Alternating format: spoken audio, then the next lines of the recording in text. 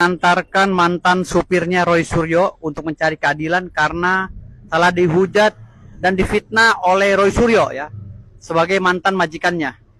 Ini beliau nggak terima karena dikatain maling ya. Padahal beliau ini nggak pernah maling. Beliau ini orang jujur, orang apa kamu? Kebumen, Pak. Orang Kebumen ya. Nggak mungkin orang Kebumen itu maling. Ya jarang ada yang maling. Tapi hari ini Roy Suryo dengan teganya ini ngata-ngatai dia di media sosial sehingga harkat dan martabatnya jatuh oleh Roy Suryo mantan bosnya. Jadi ini sudah kita laporkan dengan pasal fitnah ya. 2 pasal yang kita masukkan ke sini untuk Roy Suryo. Jadi seperti itu hari ini. Hari ini 29 Juni 2026. Jadi gimana nih pendapat kamu setelah kamu laporan? Ya pendapat saya ya untuk mencari keadilan aja ini Pak. Sama ya nggak terima aja lah. Saya dituduh maling padahal saya nggak pernah melakukannya. Sedikit pun sepeser pun, bahkan kalau ibu nyuruh apa beli apa gitu 1000 pun ditanyain itu uangnya. Lagi pula di rumahnya itu semua penuh CCTV. Nggak bakal berani maling barang-barang, saya nggak pernah berani. Sampai keluar pun saya nggak pernah maling. Saya beresin baju-bajunya itu, beresin baju-baju saya sendiri itu. Saya suruh nyuruh malah kalau mau dicek aja saya buka, tapi beliau si Bapak Roy Suryo nggak mau cek, katanya suruh pergi, cepat pergi kamu, katanya pergi dari rumah ini, dia katanya bilang gitu begitu.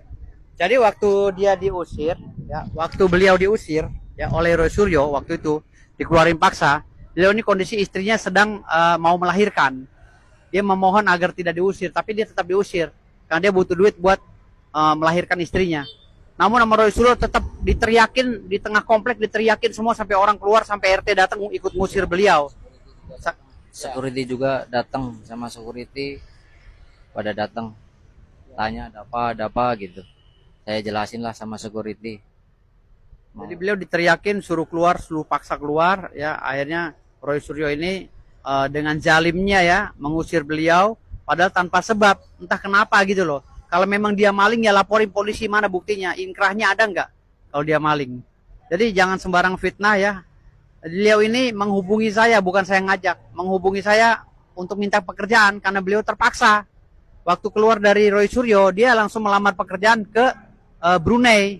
Ternyata di Brunei dia telantar lagi gitu. Akhirnya saya suruh pulang dan dia memohon pada saya untuk diterima karena dia bakal terlantar di Jakarta kalau dia pulang tanpa ada sanak saudara. Akhirnya saya terima dan sekarang sudah saya angkat derajatnya menjadi staf saya di Pembasmi ya. Dia bukan lagi supir biasa, jadi beliau ini jadi staf operasional di Pembasmi. Jadi di law firm Pembasmi. Jadi Roy Suryo, kamu yang jatuhkan harga diri dia, saya ngangkat beliau, derajat beliau. Jadi nggak usah terlalu memfitnah dan merendahkan orang susah Roy Suryo. Jadi gimana cerita kamu akhirnya Roy Suryo ini bilang kamu maling tuh, jadi sebenarnya gimana cerita sesungguhnya yang sebenarnya kamu tuh kerjaan double bukan supir aja tapi ya, kerjaan serabutan Pak di sana Pak, disuruh apa aja, suruh mandiin kucing, disuruh beresin kandang kucing, pokoknya serabutan lah, suruh tanaman, ngurusin tanaman, suruh nyuci mobil mungkin wajar ya kalau supir, kalau yang lain-lain suruh nyapu, ngepel, pokoknya serabutan banyak pekerjaannya, suruh ke dokter kucing lah, macam-macam Pak, suruh belanja ke pasar lah gitu. Jadi kamu udah serabutan begitu, terus oke lah kalau gaji oke lah kita nggak masalah. Tapi waktu kamu mau minta makan telur, mau minta makan karena lapar, akhirnya kamu minta Mbak ambilin telur ke kulkas lalu sama istrinya Roy Suryo dibawa ke dalam kamar telurnya.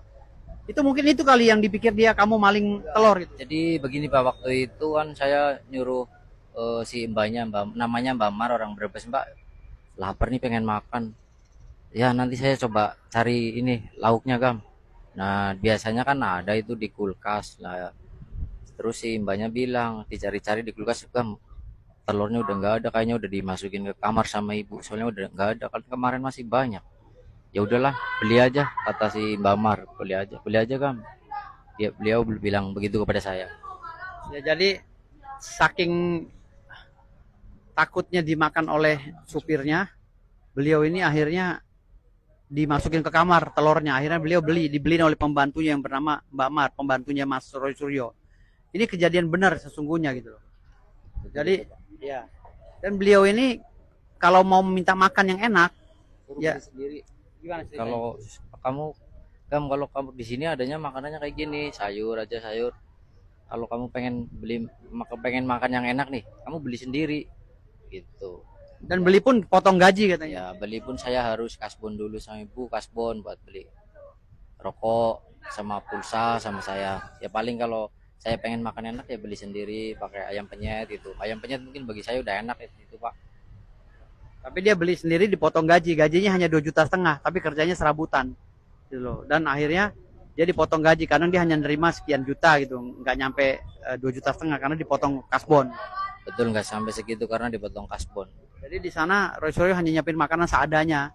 Kadang-kadang satu harian itu masaknya itu aja gitu loh. Sayur, hanya sayur aja. Dan dia bekal hanya nasi aja gitu. Ya bakal pun kadang nasi sama mie aja itu, sama telur aja itu. Bekalnya kadang kayak gitu. Kalau ada gitu kan. Ya kalau ada, kalau nggak ada ya terpaksa saya daripada makan nggak ada lauk ya lebih baik saya modal sendiri beli sendiri gitu. Nggak mau kasbon sama ibu. Ya mau nggak mau kasbon sama ibu. Pasal itu yang aja ya. disangkakan apaan bang? Pasal yang disangkakan tuh bang? Kepada Roy Pasalnya Suryo. fitnah dan pencemaran nama baik. Ya kita tunggu aja ya prosesnya. Siap, Roy siap. Suryo ini satu laporan lagi ya setelah kami laporkan ya. Ingat ya yang laporkan kamu mencuri panci BUMN atau mencuri panci negara bukan saya ya. Saya sebagai kuasa hukum pada saat itu. Yang melaporkan itu adalah anggota saya. Karena anggota saya berhak melaporkan itu ya karena ini menyangkut dana negara.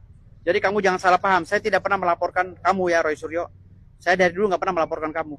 Ya anti saya karena kamu bukan lawan saya. Dan yang kedua, kamu bilang bahasa saya sudah dibekukan. Bahasa saya nggak pengaruh dibekukan. Buktinya hari ini saya masih jadi pengacara.